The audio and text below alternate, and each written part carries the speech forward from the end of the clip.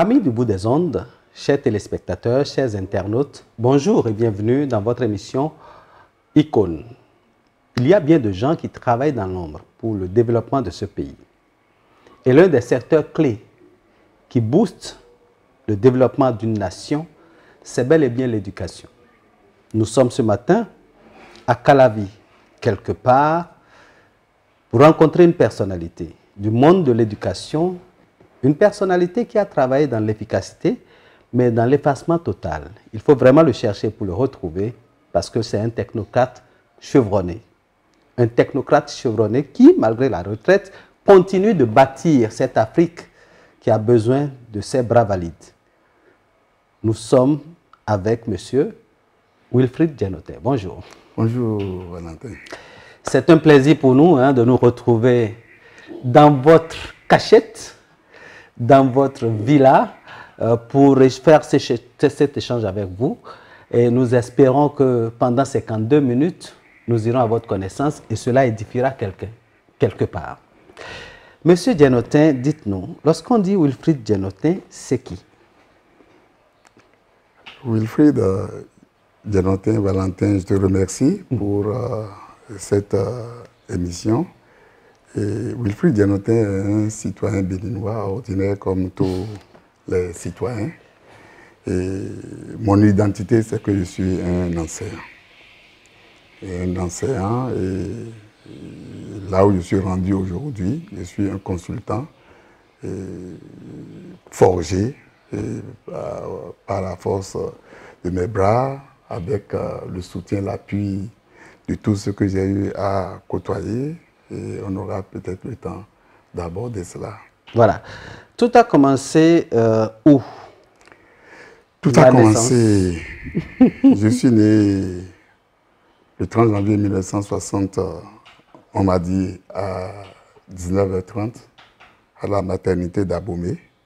J'ai poussé mes premiers cris.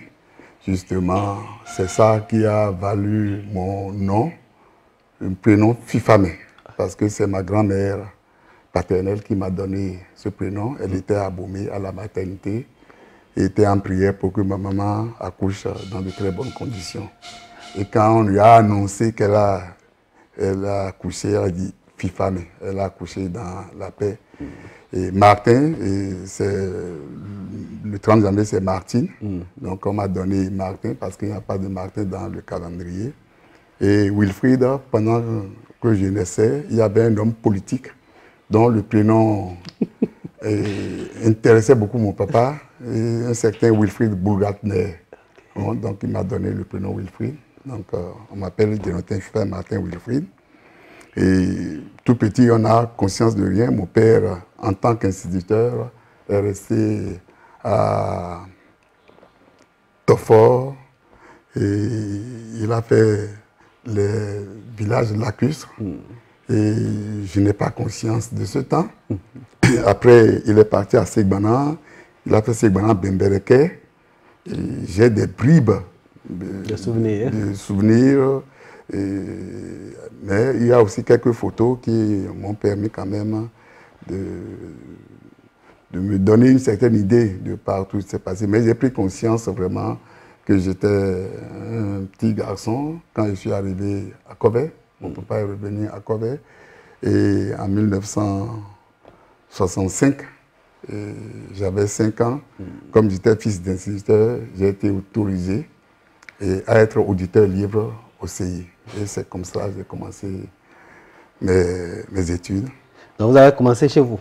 J'ai commencé chez moi à Kobe. Et il faut dire que Kobe donne souvent de très bons résultats en matière d'éducation et par rapport à l'ensemble du pays. J'ai fait mon entrée en 6e et mon CEP en 1971, 72, et puis mon papa m'a envoyé au collège Père-au-Pied. J'étais à l'entrée en 6e, j'étais 6e, je crois, du jour. Donc, n'étant pas dans les conditions pour avoir une bourse, étant fils d'enseignant, on m'a donné les secours et j'ai commencé mes cours à Au-Pied. J'ai fait mon collège à Aupier. J'étais à l'internat. Malheureusement, en 1974, l'internat a été fermé. Et étant tout petit, tout jeune, il m'était difficile de rester à l'externat. Donc, je suis revenu à Abomey, où j'ai fait le CG1 d'Abomey. Et après, on m'a envoyé au lycée Oufon. Et c'est là où j'ai passé mon baccalauréat. Et, bon souvenir, Madame Grisoni. C'était comme un de mes meilleurs amis, Saint-Brice. On a commencé ensemble. J'ai fait le baccalauréat série D. Et voilà, tout simplement, ce que je suis. Et là, vous venez à l'université pour faire les sciences économiques. Je viens à l'université. Au début, je voulais... D'abord, j'ai été faire mon service militaire, GIR, où on m'a envoyé au CGE de Corée. Parce qu'en ce temps, quand vous n'aviez pas fermé les 20 ans, on ne vous envoyait pas d'office ailleurs. Vous choisissiez votre point de chute et j'ai choisi aller à Corée. Avec les parents. Avec les parents, où j'ai été chargé de cours de biologie, chargé de cours de mathématiques. Et à mes heures libres, j'étais professeur de sport. Ah. Parce que quand j'étais au pied, le contexte était très bon. J'ai fait quasiment toutes les disciplines. J'ai fait le basketball, j'ai fait le handball, j'ai fait le football.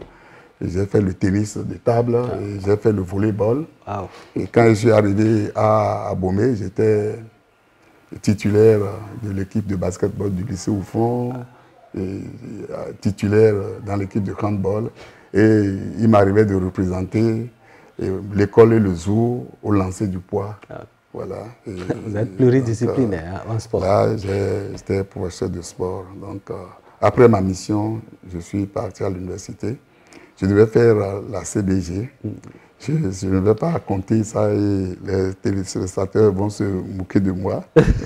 Qu'est-ce qui s'est passé? Il y a un professeur, il a fait le cours de chimie. Je n'étais pas là au début. Et le premier jour, quand j'ai vu l'exercice, je n'y comprenais pas grand-chose. Et là, j'ai paniqué, je suis sorti de l'amphi et je suis parti simplement m'inscrire parce que c'était une opportunité. On avait fermé la FAGEP. Et l'année-là, exceptionnellement, on a procédé à la réouverture de la FAGEP et je courais derrière une bourse. Donc je me suis dit, bon, pour ne pas être oisif, je reste à la FAGEP le temps que je finalise mon dossier de bourse pour partir.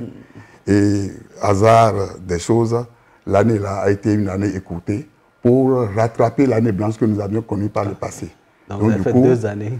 J'ai pu faire en 2 années, quasiment 3 années.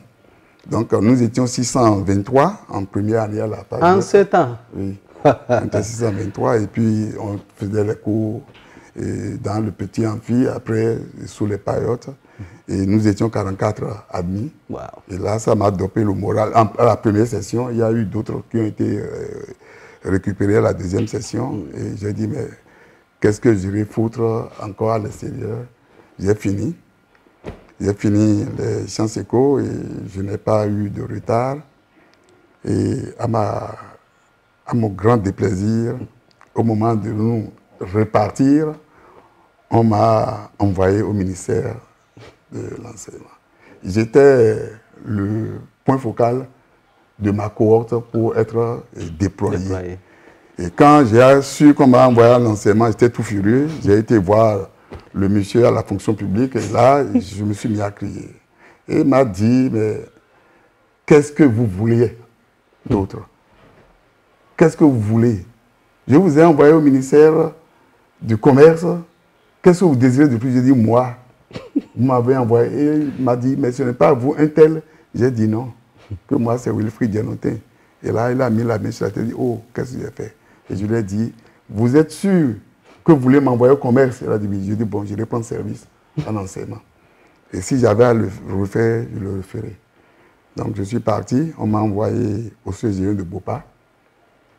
Première promotion de Partout Besoin Sera, chargé de cours de mathématiques et de biologie. Je me suis intégré, j'ai fait 3 ans là. Et j'ai écrit pour demander à aller à l'enseignement technique. Le jour où mon dossier est arrivé au MEN, c'était un seul ministère en ce ministère moment. de l'Éducation nationale. C'est Père à son âme, Feu Yekon Gilles, qui avait mon dossier, qui parlait avec ses collègues pour dire, mais Wilfried Jonathan, notre ami là, il veut venir à l'enseignement technique. Qu'est-ce qu'on fait? On parlait quand le proviseur du lycée Médis de Sékou est rentré dedans. Et il dit, mais si c'est un économiste, que lui a besoin d'un économiste. Et on m'a envoyé au lycée Médis de Sékou, où j'ai passé 15 ans, en tant que chargé de cours d'économie générale, d'économie rurale, de commerce, de commercialisation des produits agricoles, de gestion des exploitations. Et là, c'est là où je me suis forgé. J'ai beaucoup appris. N'étant pas du secteur de l'agriculture, j'ai beaucoup appris. Et comme j'étais toujours le plus jeune dans le corps des enseignants, pour les réunions, les ateliers, on me commettait d'office au rapport. J'étais toujours au secrétariat. Sans savoir qu'on forgeait là. Ben, c'est là où on m'a forgé. Et j'ai été faire l'école normale supérieure à Porto-Novo pour avoir mon CAPET. Et puis, voilà, ça a commencé. Après le CAPET, on m'a nommé, parce qu'il était le seul professeur certifié en ce moment. Il y avait des ingénieurs, il y avait des docteurs à l'enseignement agricole, mais aucun d'eux n'avait fait l'école, donc il était le seul professeur certifié. Et donc, du coup, on m'a nommé conseiller pédagogique et pour le secteur de l'agriculture. Et là, je me suis mis dans le sillage de Aoudjinou, Martial, l'inspecteur général, et qui m'a aussi beaucoup appris, m'a forgé. Et en 2000, on a lancé le concours de recrutement des élèves inspecteurs. J'ai postulé et j'ai réussi au concours.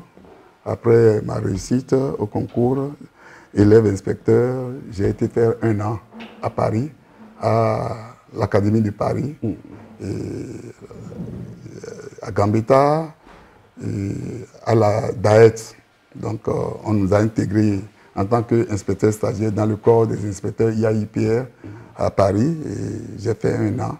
Et comme la dynamique du Bénin en ce moment, c'était d'implémenter des processus d'ingénierie basés sur le développement des compétences, on avait élaboré des programmes qui étaient en souffrance parce qu'on n'avait pas un vivier d'experts, on n'avait pas un vivier de méthodologues pour conduire cette dynamique-là.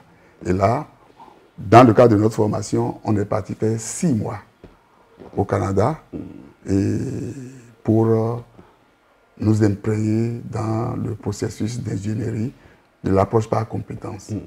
Et on est revenu au Bénin, on a fait 6 mois d'immersion dans le dispositif béninois. On a d'abord soutenu et on a été certifié à Paris. Et on a eu aussi notre diplôme. On est venu maintenant faire l'intégration globalement au Bénin ici et à l'école de formation des personnels d'encadrement de l'éducation nationale. Donc, dès que nous avons fini ce parcours, je remercie énormément certaines personnes qui se sont occupées de nous, les instituteurs, les enseignants, les professeurs. Ils n'ont ménagé aucun effort pour nous accompagner. Il y a aussi les collègues. Et la réussite, ce n'est pas seulement l'instruction dans les établissements.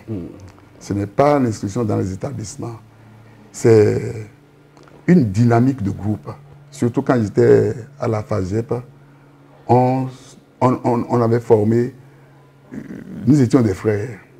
On travaillait en groupe, on s'entraidait. Parce qu'il faut le dire, les professeurs, ils viennent, ils vous donnent les cours et puis ils ne vont pas au fond des choses et c'est compliqué. Donc, après les cours, on se retrouvait et on partageait nos dîners et on partageait nos expériences. Et c'est surtout ça qui a fait que nous avons pu progresser. Et quand je suis devenu donc inspecteur, ma préoccupation c'était d'apprendre. C'était beaucoup d'apprendre parce que avant que nous on ne soit inspecteurs de l'enseignement technique, ceux qui y étaient, il y en avait eu 2. Et l'un était en activité à Aoudjinou et il y a Madame Moutondi Basilia qui a été intégrée dans le corps des inspecteurs aussi. Et donc, Nous étions seuls avec Aoudino en activité et nous étions 7 inspecteurs de l'enseignement technique. Il fallait rapidement s'intégrer. Ce n'était pas évident. Ce n'était pas évident parce que les gens pensent que quand on est inspecteur, c'est parce qu'on est le super professeur, on est au-dessus de ces experts. Non, c'est une question de parcours, de chance et de réussite du moment. Donc les autres collègues qui ne sont pas devenus inspecteurs sont là, ils ont aussi beaucoup de choses à faire valoir. Et c'est là où ce qui fait la différence quand on entre dans le secteur de l'éducation. Si vous manquez d'humilité, vous allez être un enseignant jusqu'à un certain niveau, mais vous ne serez pas à l'aise pour assumer votre mission. Et beaucoup pensent que quand on est inspecteur, on est là seulement pour être des policiers derrière les enseignants. Non.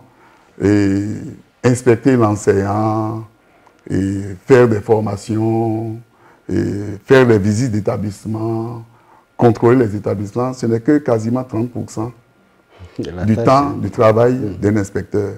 L'aspect le plus gros, énorme, que beaucoup ne voient pas, c'est que l'inspecteur, on dit que l'inspecteur accompagne la conception et la mise en œuvre de la politique de l'État en matière d'éducation. Et si vous n'élargissez pas votre horizon, si votre parcours ne vous a pas permis d'entrer en contact avec des dynamiques de développement, vous ne pourrez pas progresser. Donc moi, quand j'étais au lycée Meiji de secours censeur, j'ai participé à beaucoup de formations. J'ai même passé mon baccalauréat collégial en gestion des exploitations agricoles pour être en capacité d'assumer mes responsabilités. Et quand je suis revenu, donc, moi, j'ai beaucoup plus mis le focus sur la politique dans le secteur de l'éducation, ce qui m'amenait évidemment à mon profil d'économiste. Après, j'ai passé mon master professionnel en suivi et évaluation des projets et programmes publics. J'ai fait beaucoup de formations, et beaucoup d'autres formations complémentaires, gestion de la population en matière d'éducation et préparation des marchés publics, etc.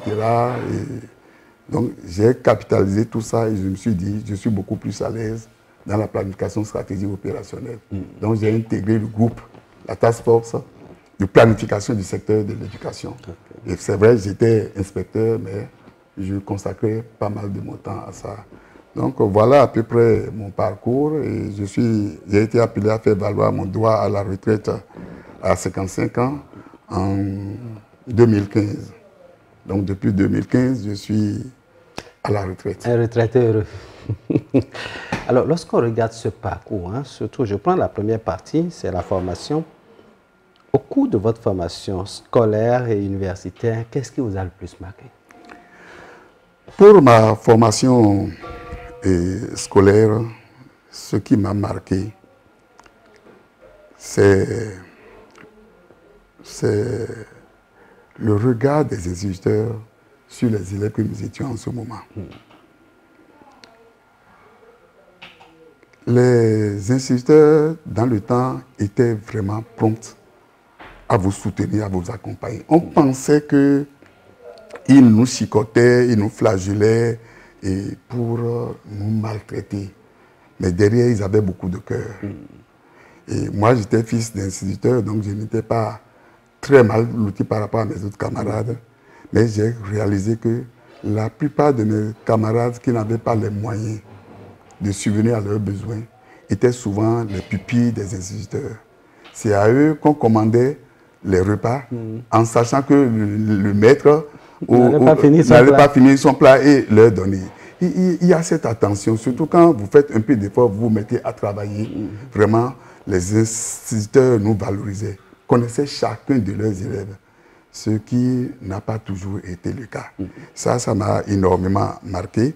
Et chaque instituteur avait sa spécialité. Par exemple, quand vous prenez un certain Zouglo Boussou, on l'appelait Gouzou.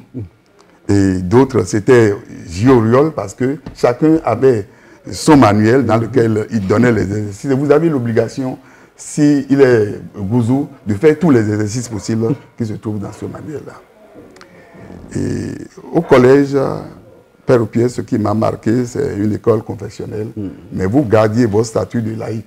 Moi, je n'étais pas catholique. Et c'était vraiment un contexte de laïcité. On ne vous forçait pas. Vous pouviez tantôt y aller, ne pas y aller. Les cours de religion étaient facultatifs. Vous y allez ou vous n'y allez pas. Donc, j'ai vu ce vivier-là, et où nous étions à la fois des catholiques, des pratiquants de diverses religions. Et ça a développé une grosse fraternité qui est restée jusqu'à ce jour. Et au collège, en ce moment, il y avait le respect des aînés. Ton devancier est ton suivant, tu lui dois du respect, et en retour, lui te doit protection. En retour, les soirs, il va t'accompagner si tu as des exercices à faire et que tu n'arrivais pas à t'en sortir. Et j'ai vécu cette expérience qui s'est reportée à Abomey, au CG1, où j'ai travaillé aussi. Ce n'était pas la même ampleur, mais il y avait aussi une grande attention. Et au primaire, j'ai oublié de le dire, les écoles, les groupes des garçons étaient toujours séparés des groupes des filles. Mais en 1968, on a voulu expérimenter la mixité et malheureusement, on a pris les plus jeunes qu'on a envoyés au groupe C qui était le groupe des filles. Et tout le monde nous traitait comme des filles parce que c'était comme si... Les femmelettes. Des femmelettes.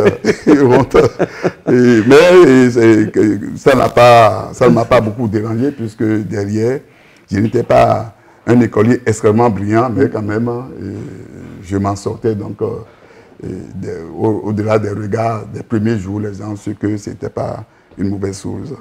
Et quand je suis arrivé au collège, l'ambiance et l'école n'était pas seulement pour l'instruction. L'école était pour l'éducation. Nous avions des moments forts de distraction.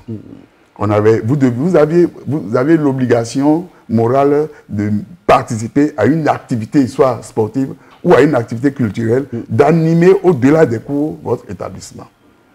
Et au lycée au fond, les enseignants étaient à notre écoute, surtout notre censeur, Madame Grisoni, qui dans la résidence était juste en face du lycée au fond. Et les gens étaient attentifs à nous, suivaient nos résultats. C'est vrai, il y avait des enseignants, je ne vais pas en nommer, qui avaient comme principe de ne jamais donner la moyenne à quelqu'un. Les demi-dieux. Les demi-dieux, et après... On corrige les copies et puis on lit 1, 2, 3, non, et puis on jette les autres papiers par la fin pour dire quand aux autres, vous avez tous moins de 3, allez ramasser vos copies dehors. Bon. Mais tout ça, ça nous a forgé. Et très peu de gens parmi nous prenaient à mal, certes, beaucoup d'enfants, du fait de la rigueur, ont fui l'école. Mais quand vous regardez ce que au moins cette école élitiste a produit, ce n'est pas si mauvais que ça. Même quand on a décrété l'école populaire, l'école nouvelle, il faut voir les taux, les résultats des examens. N'ont jamais varié. Moi, quand j'étais parti au baccalauréat, le taux de réussite, c'était, je crois, 18 ou 23, 21%, un truc comme ça. Bon, mais ce taux n'a jamais varié, même avec l'école populaire. Donc ça veut dire que l'école est populaire parce que beaucoup de gens y vont. Et l'école est élitiste de l'autre côté, parce que tout le monde n'a pas la chance d'y aller. Et ceux qui y vont, et pour certains, étaient dans des conditions très particulières, avec des lycées emblématiques, le lycée Bianzin, le lycée Mathieu Bouquet, etc., et le collège Père-au-Pied. Ceux qui accédaient à ces écoles, c'était vraiment des gens chez qui on décelait quand même des perspectives de progrès. Alors, lorsqu'on vient dans la vie professionnelle, vous avez exercé en tant qu'enseignant, vous avez exercé en tant que conseiller pédagogique, vous avez gravi tous les échelons. J'ai été... Après avoir été conseiller pédagogique, j'ai été censeur.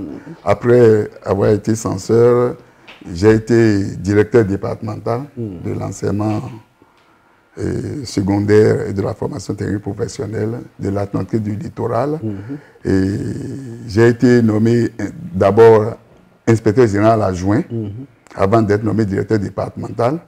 Après, j'ai été nommé inspecteur général, poste auquel je suis resté jusqu'à ma retraite. inspecteur général très connu, très rigoureux. Et je pense que tous les gouvernements, d'ailleurs, ont bénéficié de vos services hein, en tant qu'inspecteur général. Les derniers, je veux parler du gouvernement du président Boni, et puis celui, d'ailleurs, de Talon, qui continue d'en bénéficier, d'ailleurs. Alors, lorsqu'on regarde tout ce parcours, quand vous capitalisez tout ceci, aujourd'hui, vous êtes à la retraite depuis 2015, ça va être 10 ans pratiquement. Quand vous regardez tout ce parcours, qu'est-ce qu'on peut dire, qu'est-ce qu'on peut retenir comme leçon de tout ceci? En tant que cadre, que doit faire un cadre pour être utile pour son pays? Tous ceux qui ont des diplômes, à qui la nation confie à un moment donné une responsabilité, la plus petite qu'elle soit, il faut se dire toujours que ce qui reste, ce n'est pas le fait d'avoir été cadre, c'est le regard de ceux qui vous ont connu sur votre personne toutes les fois que vous circulez. Si vous l'oubliez un seul instant, vous allez exercer votre fonction, traverser la vie, mais au soir de votre vie, quand vous rencontrez les regards, quand vous voyez l'accueil que l'on vous réserve, vous allez réaliser que vous avez cru avoir contribué au développement de votre pays, mais que vous avez beaucoup plus laissé de peine dans le cœur que de joie dans le cœur. Donc, moi, ce que je retiens, c'est que il faut avoir à cœur de bien faire le travail pour lequel vous êtes payé. Ce n'est pas une question de montant, c'est une question d'engagement. Quand un maçon s'engage auprès de vous pour vous construire votre maison, il ne fait pas une mauvaise fondation parce que vous l'avez mal payé. Il a à cœur de faire une bonne fondation. Et le plus petit merci que l'on doit à son père, à sa mère, à tous ceux qui ont contribué à votre éducation, c'est de vous montrer exemplaire pour qu'on dise, quand vous avez dit, ah, Wilfried, j'ai été son maître, on va dire, ah, vous avez formé quelqu'un de bien. Et quand on l'oublie un instant, on passe à côté. L'autre problème, c'est qu'on ne peut pas vivre sans les moyens. On ne peut pas vivre sans les moyens. Mais si vous voulez vous vendre, on ne vend pas les diplômes, on vend des compétences. Et on acquiert les compétences, on ne les fortifie que quand, après les études, après les diplômes, on cherche à avoir de l'expérience. Et pour avoir de l'expérience, il faut être à l'écoute, il faut être derrière ceux qui sont passés là avant vous. Et apprendre d'eux. Il n'y a pas de génération spontanée, c'est l'humilité. Bien faire son travail, préparer sérieusement son cours.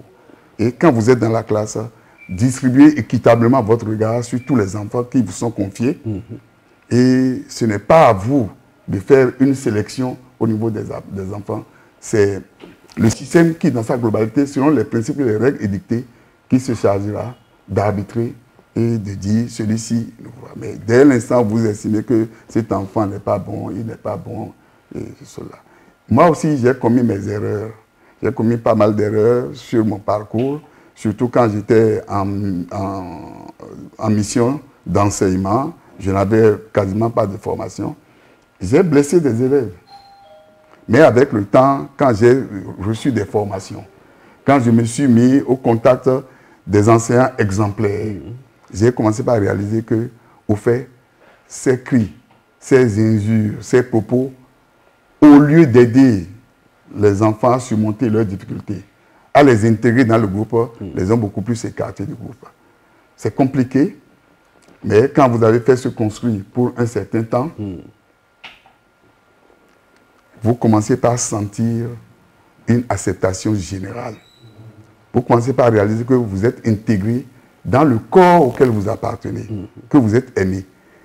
Ce n'est pas quand on devient autorité que l'on se fait respecter, que l'on se fait aimer. En principe, on devrait devenir autorité parce qu'on a le respect des autres. On est aimé par les autres. Je vais vous conter une petite anecdote. On a déchargé, je ne vais pas dire par erreur, on a déchargé, on a nommé un directeur départemental qui avait du mal à prendre service. Quand l'autorité m'a appelé pour me dire, mais qu'il se demande si c'est seulement les inspecteurs qu'on peut nommer comme directeur départemental, j'ai dit aucun test ne vous y oblige, vous pouvez nommer qui vous voulez comme directeur départemental. Mais si celui que vous nommez est dans le quart inférieur des cadres qui seront sous sa responsabilité, qui ne comprend pas, je dis, si on prend en termes de grade, en termes de pédigré, en termes de reconnaissance, votre monsieur n'est que parmi les 25 derniers, comment il va gérer les 75 qui sont au-dessus de lui? Et l'autorité m'a regardé et dit, ah, c'est ce que j'ai fait, j'ai dit oui. Il dit, je vais trouver une solution, je vais régler ça. Je ne le savais pas. Donc, il faut, par le passé, quand un poste est vacant, dans un état, on sait spontanément qui peut être nommé. Moi, quand on m'a proposé, quand j'étais au sujet de Bopa, le poste de censeur, j'ai immédiatement refusé parce que je ne pouvais pas me présenter devant mon père pour lui dire, après seulement 2 ans et demi de carrière, on veut me nommer censeur. J'ai dit non, je ne peux pas. On dit pourquoi? Je dis, mais je n'ai pas d'expérience. Il y a 2 enseignants qui ont fait l'école normale, qui sont plus anciens que moi, qui sont là, et je n'ai pas ce parcours, j'ai décliné. C'est que d'autres ne feraient pas. Quand j'étais au lycée Meilly de Sékou et censeur de l'établissement, paix à son âme, l'intendant est décédé. C'est vrai, dans ces fonctions, le premier responsable de l'établissement, c'est le proviseur. Le deuxième, c'est le censeur. Le troisième, c'est l'intendant, mais qui est dans une posture comptable qui n'est pas sur la chaîne pédagogique, mais qui gérait des ressources. Immédiatement, on m'a proposé d'être nommé intendant. J'ai dit, mais soyons sérieux. Je suis la 2e personnalité de l'établissement et au nom de l'argent, je vais me refuser au poste d'intendant où je ne vais plus jamais évoluer. Que je préfère rester enseignant, ça donne de la valeur. Donc, c'est des questions de valeur. Si vous n'avez pas eu la chance d'avoir été éduqué sur le respect de soi, sur la dignité humaine, sur le respect des valeurs sociales, et vous allez passer à côté. Voilà. Lorsqu'on finit de dire ça, toujours dans votre parcours, vous avez occupé de grands postes. Au niveau du commandement, comment l'interaction se passait avec ceux que vous avez sous votre direction? Bon, je vais dire que à certains postes, c'était la spécificité de la mission qui m'avait imposé comme responsable. Au lycée Meilly de Sékou, c'était le temps où on menait les réflexions sur les nouveaux programmes, les programmes, l'approche par compétences, etc. Et comme j'étais jeune et je participais aux ateliers, j'avais une haute compréhension. J'avais une très haute compréhension du dispositif. Et là, on cherchait quelqu'un pour animer et aider à mettre en œuvre les nouveaux programmes élaborés. Et là, on m'a nommé. Et quand j'étais venu au niveau de la direction départementale, et c'était pour des questions de prise en main, c'était pour des questions de prise en main du département, parce que celui qui était au département, on voulait l'envoyer dans un autre département sur des enjeux beaucoup plus critiques. C'était à Bazawa Apollinaire, et il fallait trouver quelqu'un qui ait du charisme. J'ai eu une petite vie syndicale et dans le secteur de l'enseignement technique, j'avais quand même un peu la reconnaissance de mes pairs et on se disait, bon, ben, s'il faut prendre quelqu'un qui, sur le plan administratif, le plan de la communication, le plan de la gestion, de par mon profil, pouvait quand même, et le management des ressources humaines pouvait faire la chose, on m'a positionné. Et ça, j'ai été nommé directeur départemental. Au poste d'inspecteur général pédagogique, cela est venu tout naturellement parce qu'il y avait des enjeux forts. On était dans la dynamique et de renforcer l'inspection pédagogique, de repositionner l'inspection pédagogique, de déployer. Mon prédécesseur a commencé le travail, c'était Yessouf Bienvenu Siako, et il fallait quelqu'un quand même pour le remplacer. Dans le corps des inspecteurs, par rapport à l'âge maximum qu'il fallait avoir, j'étais quand même une des bonnes personnes. Le débat, c'était soit de m'envoyer à la direction de la programmation et de la prospective, alors qu'il y avait d'autres profils qui pouvaient faire la chose autant que moi, mais ce n'était pas évident qu'on puisse substituer un autre comme ça, et on m'a nommé avec le soutien évidemment d'un inspecteur de l'enseignement secondaire général pour pouvoir faire le travail. Et là, à tous les postes où j'ai été nommé, et nous avions en notre temps la latitude de toucher les gens, de remplacer les gens à leur poste. Moi, je ne l'ai jamais fait. Je ne l'ai jamais fait. Tout mon problème, c'était d'intégrer les équipes. Moi, il m'arrivait régulièrement d'aller m'asseoir dans les bureaux de mes collaborateurs, d'échanger avec eux, de les valoriser, de leur montrer qu'ils ont de l'importance et qu'avec eux, tu peux réussir. Quand tu accordes le respect et l'importance à un collaborateur, et même le plus flegmatique, celui qui répond le moins quand même, il se met à travailler. Et l'objectif, ce n'est pas de faire de grandes révolutions. Comme l'a dit un grand aîné, il dit Wilfried, quand tu nommes à un poste, si tu peux améliorer les choses, ne serait-ce que d'un iota, tu aurais fait œuvre utile. Si on te nomme et que tu ne peux pas le faire, ne prends pas le poste. Parce qu'il ne sert à rien de rester à un poste sans faire avancer les dynamiques de développement qui sont en cours. Donc moi, nous avons fait notre travail, mais il faut reconnaître que c'est sans considération politique. Je n'ai jamais eu la carte d'un parti politique. On m'a toujours, j'ai cru et je crois qu'on m'a toujours nommé pour des questions de compétences et de capacité à assumer les responsabilités qui me sont confiées. Alors, vous êtes à la retraite depuis 10 ans. Que faites-vous de votre retraite? Bon, mais avant d'aller à la retraite, j'étais consultant. Ok. J'étais consultant et j'ai traîné ma bosse un peu partout, en RDC, au Burkina, au Gabon, au Niger. Et puis, quand je suis arrivé à la retraite, j'ai coordonné pour le compte du ministère un projet, le projet d'appui à l'enseignement secondaire au Bénin. Et dans cette poursuite, je ne pouvais plus continuer par faire les consultations, j'étais bloqué. Mais dès que le projet est arrivé à son terme, j'ai retrouvé ma liberté et je fais de la consultation le plus souvent sur les appels d'offres internationaux. Je ne fais pas les appels d'offres internes, pas souvent. Quand j'accepte un marché interne, c'est pour aider des jeunes, leur permettre d'avoir eux aussi de la compétence. Parce qu'eux, ils n'ont pas le profil pour prendre le marché, mais quand moi je prends, je les mets dans mon équipe. Actuellement, je suis sur cette dynamique dans le nord du Bénin où j'ai envoyé 2 jeunes qui vont travailler sur des thématiques dont je ne peux pas, que je n'ai pas évoquées ici. Mais moi-même, je suis sur les consultations à l'international. Actuellement, je suis en appui au chef de file des partenaires techniques financiers du secteur de l'éducation en tant que consultant. Et voilà. Je ne veux pas en dire beaucoup. Mais derrière, il y a des réformes initiées sous la gouvernance du secteur de l'éducation que j'accompagne. J'accompagne ces réformes et je donne mes réflexions, je fais des suggestions et je suis toujours actif sur cet accompagnement bénévole en tant que personne ressource parce que tant que vous pouvez apporter quelque chose au développement de votre pays, il faut le faire. Il faut le faire et ne pas vous faire compter l'histoire. Moi, toutes les réformes qui ont été travaillées sous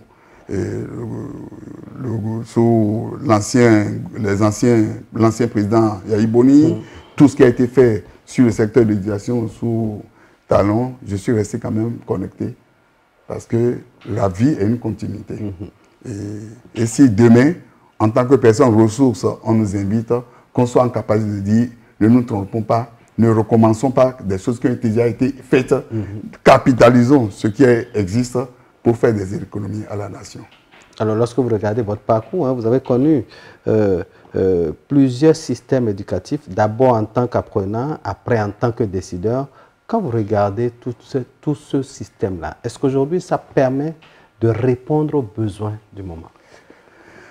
Bon, je vais dire que quand vous avez une population de 2 millions d'habitants, vos problèmes sont autres. Quand votre population, vous avez une population de 12 millions d'habitants, avec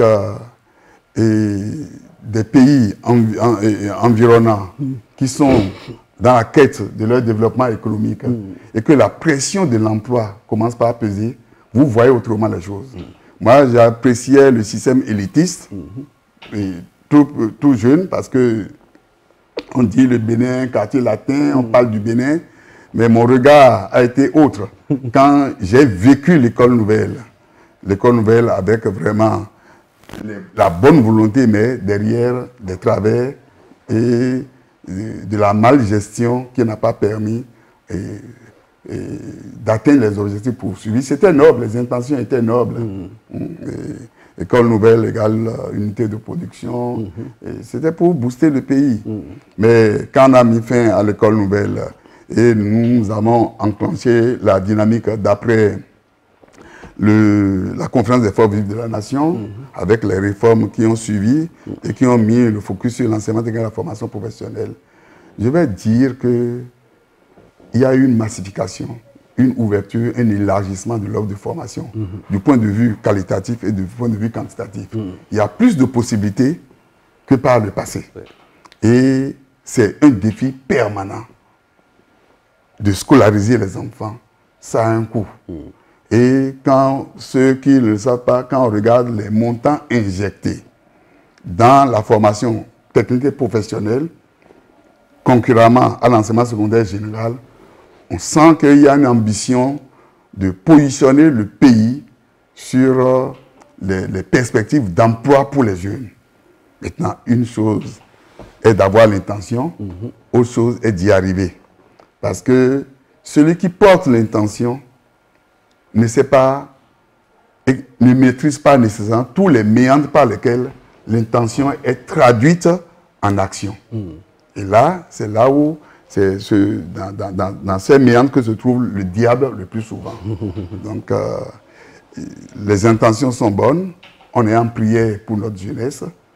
On est en prière pour que chaque jour que les gouvernants trouvent les bonnes personnes pour approfondir et opérationnaliser les réformes et qu'à un moment donné, la vision politique telle que nous percevons la politique aujourd'hui, qui n'est pas une lutte, qui n'est pas nécessairement une lutte d'idées, de réflexion prospective pour le développement, mais d'abord des combats de pouvoir, tant qu'on ne va pas transcender ces considérations.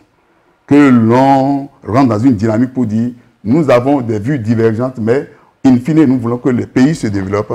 Et derrière, c'est le sacerdoce. Ce ne sont pas des gens qui sont à la quête de l'enrichissement qui arrivent à mener ces révolutions et à concourir à ces développements. C'est des gens de bonne volonté. Des gens qui ont la chair de poule toutes les fois qu'ils voient un enfant en train de pleurer en allant à l'école parce qu'ils ont la certitude que l'enfant n'a pas eu de l'argent pour manger le matin peut-être. Donc tant que vous n'avez pas de la douleur pour la souffrance du peuple, il est très difficile de traduire les bonnes intentions en des actions positives de développement. Alors aujourd'hui, quand on prend le secteur de l'éducation, quels sont les leviers sur lesquels il faut agir pour pouvoir... D'abord, le levier n'est pas interne au secteur de l'éducation. C'est le modèle social que l'on présente aux élèves. Tu es à l'école, tu dis à l'élève, on ne vole pas, il faut mener une vie saine, patati patata, il rentre à la maison, la maison voisine où il y a quelqu'un qui est dans les arcanes du pouvoir ou quelqu'un qui est sur des dynamiques malveillantes. Le vol, le détournement, il mène une vie somptueuse, c'est la fiesta. Pendant ce temps, son papa, lui, qui est un maçon rigoureux, respectueux, qui ne vole pas les matériaux sur les chantiers, ils sont dans la souffrance. L'enfant, l'école, c'est l'instruction et l'éducation. Quand il sort de ce moule, de ça, le complément attendu de la société n'existe pas. Donc la première des choses, c'est que les réformes se poursuivent pour assainir la vie sociale et qu'on ne montre pas comme un modèle, que les modèles que l'on présente aux enfants les gens qui circulent dans les grosses cylindrées, les gens qui sont les objecteurs de conscience soient réellement des gens propres et des modèles. Donc, on va bientôt aux élections. Les partis politiques doivent veiller à ce que les candidats qui seront présentés soient réellement des gens qui sont des modèles positifs que l'on peut présenter. Et là, ça, c'est le premier problème. Deuxième problème maintenant, l'école, la gestion interne de l'école, il n'y a pas d'autre chose que la motivation. Il faut se rasseoir, repenser les canaux de motivation. Des efforts ont été faits parce que quand on regarde la situation des AME, et que j'espère que les promesses vont évoluer pour éteindre cette dénomination qui n'est pas une dénomination attrayante pour les enseignants, qu'on les valorise. Tant que vous ne valorisez pas l'individu, tant que le monsieur, il a faim, il n'arrive pas à s'en sortir, ces problèmes physiologiques transcendent sa moralité. Donc, il faut permettre aux jeunes d'avoir les moyens. Là, moi, je suis consultant et quand je prends, on me donne des missions, je sais comment on me paye. Et je vois quelle est ma motivation. Et quand j'appelle des jeunes et que je les paye aussi à mon tour au prorata de ce que j'ai reçu, je vois leur motivation. Tout est dans le salaire. Je crois qu'il faut inciter les gens à aimer leur pays, à donner le meilleur d'eux-mêmes, mais derrière, il faut un mécanisme de récompense. Et il y a des acteurs de l'ombre, des gens de rien du tout. Moi, j'ai des collègues qui sont des inspecteurs émérites merveilleux qu'on n'a jamais décorés, par exemple. Bon, moi, j'ai eu le privilège d'avoir été reçu dans l'ordre des chevaliers, mais ce n'est pas le cas pour certains de mes collègues et qui sont là. Ensuite, qu'on ne jette pas à la poubelle les enseignants et inspecteurs retraités. La qualité se trouve dans leur rang. Ce qu'on leur demande, ce n'est pas un effort physique. Ce n'est pas la même chose de conduire un véhicule de Cotonou à Boycon que de marcher. On ne leur demandera pas des efforts physiques, mais ils ont encore des choses à apporter. Parce que, je ne vous le cache pas, ils sont beaucoup plus valorisés hors le système éducatif pour les mêmes besoins que dans le système éducatif.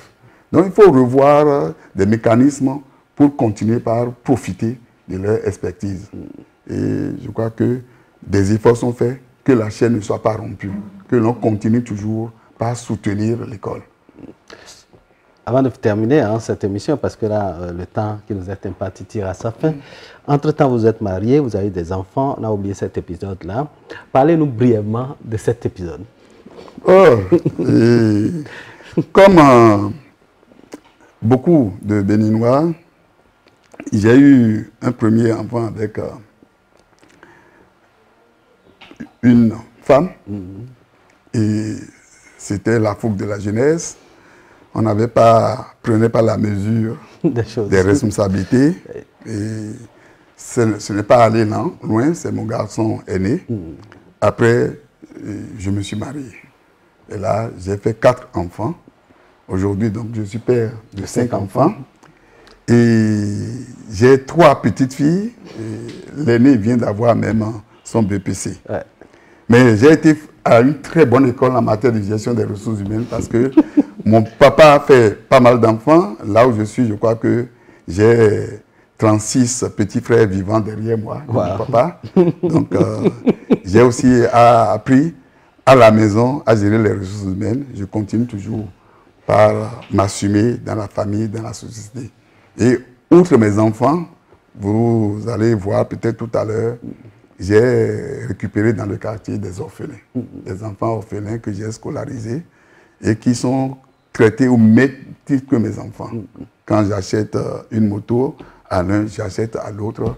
Et quand je scolarise l'un, je scolarise l'autre jusqu'à ce que, de leur propre gré, ils acceptent voler de leur propre aide. Donc, j'ai gardé beaucoup d'orphelins et orphelines dans la maison qui viennent élargir le cercle de ma famille. Donc, ce que vous n'avez pas pu faire en enfant, vous l'avez fait en social. Ça, c'est très intéressant. Alors, cette Donc, entrevue... tous mes enfants quasiment ont fait l'université. Et certains sont en train de trouver leur chemin.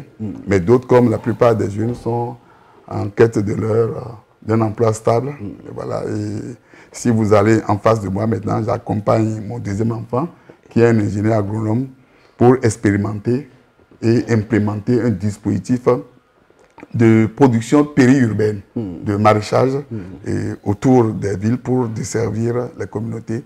Et c'est dehors, juste en face de moi. Donc, nous sommes une famille ordinaire, comme tout le monde. Mon épouse, Chantal, une très charmante dame. Elle me soutient dans tout ce que je fais. Je ne peux pas vous dire, je n'aurais pas pu réussir sans son sacerdoce. Elle a pris vraiment en main la gestion de la maison, les facilitations pour me permettre, moi, de travailler. De vaquer à vos occupations. Alors, cette entrevue est entièrement terminée. Votre mot de fin? Mon mot de fin, c'est que je vous remercie. Et je vous remercie. Je ne savais pas qu'il y avait des chaînes qui avaient cette dynamique d'aller vers les gens à la maison. Et le commun des mortels pense que pour passer à la télé, il faut donner de l'argent aux journalistes. Voilà aussi des choses sur lesquelles il faut communiquer. Et je vous dis que Dieu vous accompagne dans votre sacerdoce. Amen. Et je crois que moi, Wilfried, pris isolément, je n'aurais jamais pu parler un peu de moi-même. Peut-être que dans les propos décousus ou pas structurés que nous avons eus, et des gens vont voir quand même que bon, on peut progresser. Mais je dis à la jeunesse d'avoir de la confiance. Et d'avoir de la confiance, l'avenir leur appartient. De ne pas croire qu'on va construire l'avenir pour eux. Ils sont déjà dans la dynamique. Et de réfléchir, de revenir à des valeurs beaucoup plus positives et beaucoup plus responsables que d'être dans un défaitisme qui les pousse vers les réseaux sociaux, qui les pousse vers des comportements qu'ils regrettent, qu'on regrette toujours. Donc, de revenir un peu en arrière et de faire foi à leurs parents, d'aimer leurs parents, d'aimer leur famille quand ils créent ça et de se dire que chaque jour, on se construit. On ne finit jamais de se construire. Moi, à mon âge, je continue toujours par apprendre. Je vous remercie. Merci beaucoup. C'était à l'instant Wilfried Martial Djenotin, inspecteur des enseignements secondaires à la retraite.